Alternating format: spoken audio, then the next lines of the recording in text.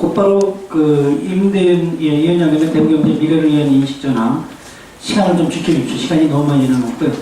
10분입니다. 산속에서 호랑이한테 쫓기는 시간입니다.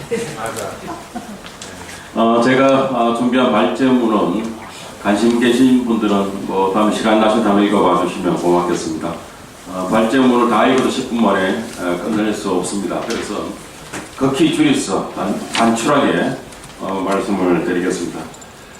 대구 경제 그 미래 어떻게 할 것인가? 답이 없습니다. 대구만을 바라보면 더더욱 답이 없습니다.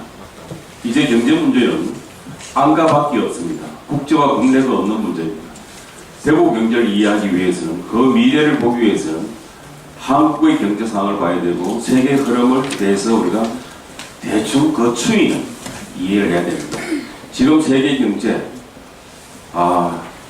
석유 경제, 이 탄소 경제에서 이 석유 경제를 벗어나기 위한 여러 가지 몸부림을 치고 있습니다. 기후 변화에 대해서 여러 가지 대응하기 위한 방책을 고민하고 있습니다. 또한 금융 자본주의와 그리고 신자유주의에서 이 확산시키려는 세력과 이 피해에서부터 벗어나고자 하는 저개발국의 노력들, 지식인 그룹들의 노력들이 세계 경제에 지금 마시하고 있습니다. 오늘 아침에 제가 서류를 봤습니다. 존경하는 현재 교양이시죠. 프란체스카 교양께서 이렇게 말씀했습니다. 규제가 없는, 간섭과 규제가 없는 자본주의는 새로운 독재다. 교황의 말씀입니다. 완전한 자유시장 경제와 시장과 투기로 인해서 불평등이 발생한다. 이 세계적 불평등은 모든 사회학의 근원이다 라고 했습니다. 이것이 지금 세계의 모습이고 나아가서 좁혀오면 바로 한국의 모습입니다. 그래서 한국도 정말 우리 재벌 대기업들의 행포가 너무나 심합니다. 작년 말, 저작년 말이죠. 2011년 말 기준으로 재벌의 경제적 집중이 전 세계 자본주의가 태어나고 자본주의가 형성되는 지금까지 유례가 없을 정도로 한국에 있어서 재벌의 경제적 집중이 가장 심합니다. 전 세계에서 가장 심합니다. 자본주의라는 단어가 생긴 이유로 가장 심하다는 말씀입니다. 삼성그룹이 우리 국민 GDP, 전 국민이 생산한 GDP의 약 19%를 갖고 있습니다. 하나하나 말씀드리지 않겠습니다만은 20대 재벌 그룹이 오면 약 84%의 GDP를 갖고 있습니다. 20대 재벌 그룹만. 독일의 경우는 이렇습니다.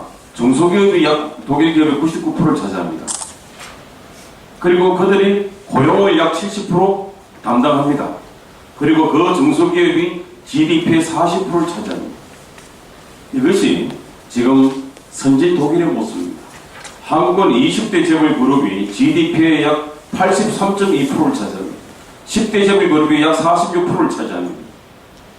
자, 그런데 그들이 한국의 고용을 몇 프로 담당했느냐? 심각한 문제입니다.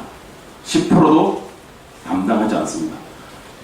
2012년 말, 바로 얼마 되지 않은 2012년 말 삼성전자 한 회사의 순이익이 코스닥에 상장된 중소기업 500개의 순이익의 6배입니다. 중소기업 500개, 그것도 시시한 게 아니고요. 코스닥 코스피에 상장된 중소기업 500개의 순이익의 6배가 삼성전자의 이익입니다. 이렇게 한국의 자본이 집중되어 있습니다. 여러분, 재벌의 경제적 성과는 이승만 정권부터 박정희 군사정권 때부터 다시 말씀드리면 일제 식민 세력이 단기간 적산 재산의 인수에서부터 박정희의 정화합 수출 드라이브 정책, 나아가서 이명박 정권의 출종제 폐지, 수출 대기업에 위한 보완율 정책, 그리고 노동의 유연성을 확보하기 위한 비정규직 학상 문제 이르기까지 대기업을 위한 정책만을 펴었습니다. 그들은 이렇게 이야기했습니다. 대기업이 살아야 중소기업에 살고, 중소기업에 살아야 지방의 영세기업에 살고 많은 사람이 고용된다고 말했습니다. 그런데 대기업이 이렇게 크면 클수록 대기업이 50% 성장하는데 고용은 단지 9%밖에 채용하지 않았다는 겁니다. 이러한 구조 속에서 대기업의 경제적 집중 그리고 그들의 경제적 성과가 사회적인 분배 구조로 이어지지 않았다는 겁니다. 이것이 한국에 있어서 불평등이 심화되고 기업은 성장하면 할수록 기업은 살고 중소기업은 죽고 소기업은 올라가고 그리고 골목 상권은 무너져가는 그러한 역기능의 모습이 가고 나라가 발전하면 할수록 중앙은 비리해지고 지방은 죽는 그런 구조로 심화되고 있는 것이 지금 대한민국의 모습입니다. 자, 이런 모습 속에서 사람의 가치, 다시 말하면 노동의 가치, 인권의 가치를 보호하기 위한 분배 정의가 결코 성립될 수 없는 것입니다. 분배 정의가 없는 것은 불평등 구조입니다. 이 불평등 구조는 모든 사회악의 근원이라고 교황께서도 말씀하시고 계십니다. 여러분, 돈이 사람에게 봉사해야지 사람이 돈에 구속되어서는 되지 않는 거 아닙니까? 사람이 돈보다 우선하다는 발상의 전환이 한국 경제에서도 대단히 필요합니다. 자유시장 경제, 자유민주주의 말하는 이군 교수님 논법을 반박하는 것이 아니라 자유시장 경제 속에서는 돈 가진 재벌과 대기업의 횡포 속에서 우리 자본이 없는 서민과 지방은 살아날 길이 없습니다. 이제 한국도 독일식의 조정시장 경제, 프리마켓 시스템에서 조정시장 경제, 코퍼레이티브 이코노믹 마켓 시스템으로 한국의 시장 구조를 바꾸어 나가는 그러한 전환점을 우리가 서 있다는 거 인식을 해야 될 것 같습니다. 자, 이런 상황 속에서 2012년 말 대통령 선거에서 박근혜 쪽에서도 복지, 우리 쪽에서도 복지했습니다. 그러나 선거 끝나고 난 다음에 새누리당 정부가 과연 복지 쪽으로 일하고 있습니다. 아니요.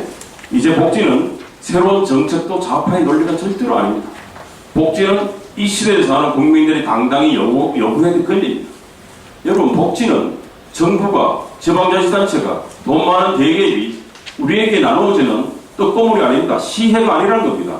복지는 우리의 타고난 천부적 권리라는 것을 우리가 인식을 해야 된다는 말씀을 드립니다. 그래서 복지가 비용이 아닙니다. 복지는 인간에 대한 투자고 미래에 대한 투자입니다. 부자 감세는 그들은 대기업을 위한 투자라고 하고 서민을 위한 복지 예산은 비용으로 인식하는 지금 새누리당과 기득권 세력의 이중적인 왜곡적인 인식을 우리가 벗어나야 된다 그런 겁니다. 자, 이런 측면에서 우리가 대구를 생각하겠습니다. 대구 경제 활성화를 위한 정책 토론에 수없이 많았습니다. 그러나 10년, 20년간 똑같은 이야기합니다. 대기업을 유치해야 된다. 국가 산단이 있어야 된다. 또 뭡니까? IT, CT, NT 산업 발전해야 된다. 라고들 합니다. 그러나 이 구조 속에서는 대구는 더더욱 경쟁력이 약화될 수밖에 없는 한국적 구조고 한국적 대구의 리더십의 구조입니다.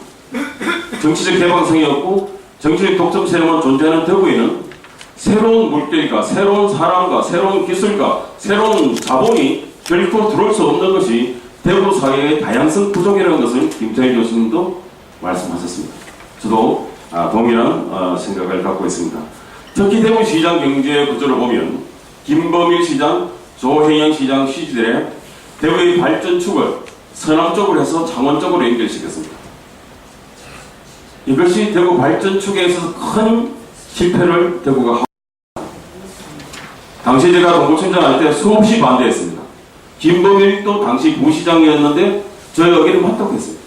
그런데 김범일조차도 조행이 이후에 쉽게 대구시에서 비경쟁적으로 시장되다 보니까 지금 테크노폴리스도 달성 합인 쪽으로 연결해서 창원 대합 산단으로 연결하는 대구 발전 축을 그쪽 잡고 있습니다.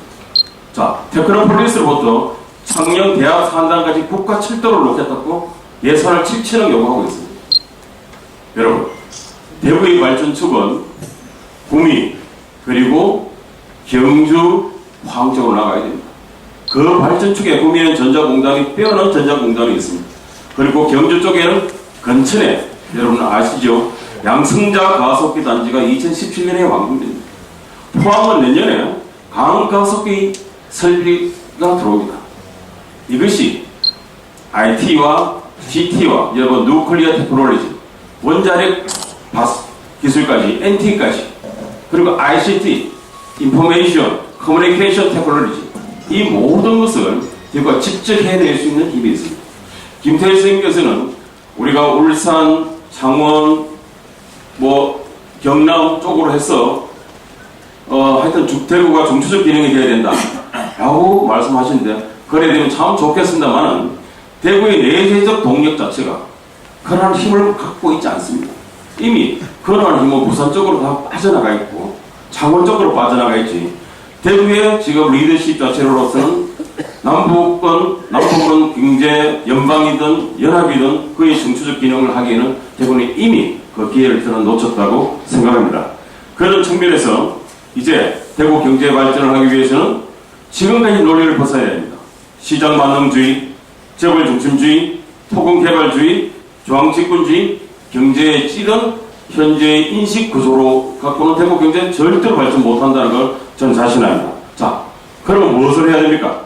중소기업 중심, 내수경제 중심으로 경제 시스템을 전환시키고 남북권 같은 대구와 포항과 경주와 이렇게 구미를 엮는 이런 방향으로 경제축을 변화시키고, 포항, 북한으로부터 대구, 동구, 동정역까지는 고속도로로 1시간밖에 걸리지 않습니다. 대구가 항구도시입니다. 이런 발상의 전환, 항구에서 1시간 내에 대구 들어올 수 있는 항구도시입니다. 이런 발상의 전환을 하지 않고서는 대구 경제축은 발전하기 어렵다.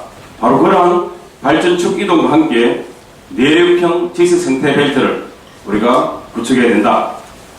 것을 말씀드리고 있습니다. 그런 측면에서 대구가 재벌 대기업을 유치하면 대구 사활판 난다. 정권 바꾸면 사활판 난다는 논리와 똑같습니다. 정권 바꾼다고 우리 집안에 황금 송아지 한 마리씩 걸어 들어오지 않았듯이 재벌 대기업 한두 군데 오지도 않을 뿐더러 온다고 대구가 살아나지도 않습니다. 대구의 경제 시스템을 이제 바꿔야 됩니다. 공정 경쟁이 돼야 되고, 분배 정의가 서는 도시가 되고, 시민 참여형 경제가 되어야 됩니다. 시민 참여형 경제는 재발제 이후에 윤종화 이사장께서 농협 협동조합 중심으로 말씀이 계실 것 같습니다. 여러분, 호랑이 쫓기듯이 제가 발제를 했습니다. 시간을 지키는 것이 대단히 중요하기 때문에 제가 말이 빨라는 것을 양해해 주시고요. 마지막으로 대구가 갖고 있는 이렇게 꼴통 보수 도시로서는 절대로 대구에 사람이 모이지 않습니다. 여러분, 이런 것이 있습니다. 하이테크놀로지, 신기술이죠. 신기술의 지수가 높다는 것은 거지에게 게이 지수, 게이하면 기분 나쁘게 듣지 마십시오. 호모들, 게이 지수가 높을수록 하이테크놀로지의 수용 지수가 높다는 말들이 있습니다. 서구에서. 그만큼 다양한 문화를 받아들이고 수용해야지 다양한 사람과 다양한 외부의 자본과 기술이 들어와서 신성장 동력이 있습니다. 대구 내년 예산을 잡아놓은 거 보면요. 예를 들어서 되게 많습니다. 소프트웨어 융합기술 고도화사, 진행형 자동차 부품 연구소 및 시험장 사업, 로봇 산업 클러스터, 첨단 의료기기 지원센터, 한국내연구원 건립, 대구 연구개발특구, 김대중 대통령 시절에 밀라노 프로젝트에 7천억을 투자했습니다. 7천억을 투자했습니다. 그런데 지금 대구시는 그 땅을 포스코 건설에 팔아서 아파트 짓고, 롯데 쇼핑몰에 팔아서 대형 쇼핑몰 들어와 있고, 몇몇 연구원은 몇 개 들어와 있습니다. 제가 동부 출신이 아닙니다만 7천여간 국가의 자본을 줘도 대구의 리더십은 그 자리에 건물 짓는 것밖에 할 줄 모르고, 이 건물 짓고 새누리당과 한나라당 대구시 국장 출신들 몇 명들 직장 구하는 것, 또 그러한 직장에 새로운 직원을 뽑을 때 그 대구시 관계 공무원들의 자녀들에게 가점을 줘서 음소제도를 부활하는 이런 부도덕한 일을 하고 있습니다. 마지막으로 말씀 올리겠습니다. 사회가 발전하기 위해서는 정말 지속 가능한 환경도 필요합니다. 그리고 지속 가능한 사회 경제 발전도 필요합니다. 그러나 더 중요한 것은 지속 가능한 소셜 저스티스, 사회 정의가 필요합니다. 이 사회 정의는 불평등 구조를 완화해야 됩니다. 이 불평등 구조를 완화하기 위해서는 지방 복권 시스템이 있어야 됩니다. 그리고 재벌 중심의 기업에서 중소기업 중심의 기업으로 완화돼야 됩니다. 그리고 사회적 협동 작업을 위해서 재벌의 사회적 성과가 중소기업과 지방을 위한 사회적 투자로 전환된 사회적 협동 경제 시스템을 만들어내야지 사람이 살 수 있습니다. 저는 사람이 사는 대구를 원합니다. 이 지금의 인구 출생률을 본다면 300년 이후에 한반도에 사람이 살지 않습니다. 300년 이후에 이 땅에 사람이 없습니다. 이 땅에 사람이 살기 위해서는 높은 출생률을 만들고 사람이 살만한 땅을 만들어서 젊은 남녀들이 자식을 2명, 3명 경쟁적으로 놓을 수 있는 이러한 지속 가능한 사회 정의의 도시 대구를 만들자라고 말씀 맺고 싶습니다. 고맙습니다.